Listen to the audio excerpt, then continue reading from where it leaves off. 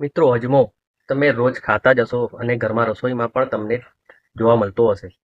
અજમો મસાલાના રૂપમાં તમે સેવન કરતા હશો, પરંતુ એ રસોડામાં પડેલો અજમો તમને ખબર નહીં હોય કેટલા બધા ફાયદા એના છે.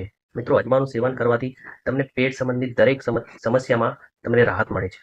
તમારા પેટમાં ગેસ થઈ જતો હોય, અપચ રહેતી હોય, એસિડિટી હોય, તો અજમાનું સેવન એ ટાઈમે તમને ખૂબ જ મદદરૂપ થઈ શકે છે. પ્લસ મિત્રો તમને શરદી ઉધરસ રહેતી હોય તો અજમાનું સેવન તમારા માટે હિતાવહ છે.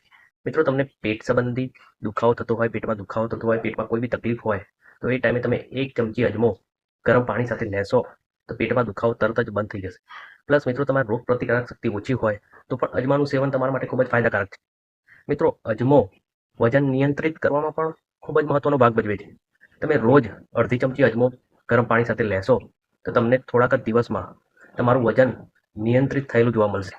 અજમાનું સેવન કેવી રીતે કરવું, કેવી રીતે નહીં, એ હવે તમને આ વિડીયોમાં હું બતાવીશ. અજમાનું સેવન તમે ગરમ પાણી સાથે કરી શકો છો.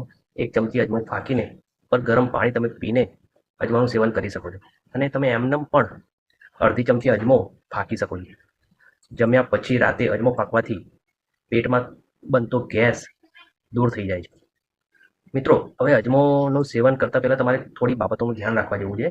જો ગર્ભવતી મહિલા હોય એમને અજમાનું સેવન નિયંત્રિત થોડા પ્રમાણમાં કરવું જોઈએ. પ્લસ જેમને દવાઓ રેગ્યુલર જે લોકો ખાતા હોય એમને પણ અજમાનું સેવન નિયંત્રિત થોડા ઓછા પ્રમાણમાં લેવું જોઈએ. પ્લસ આટલું તમે ધ્યાન રાખશો તો અજમો તમારા માટે ખૂબ જ ફાયદાકારક છે. મિત્રો વિડીયો ગમે તો લાઈક કરી દેજો, શેર કરી દેજો અને ચેનલ ઉપર નવા હોય તો ચેનલને સબસ્ક્રાઈબ કરવાનું ના ભૂલતા. Thank you.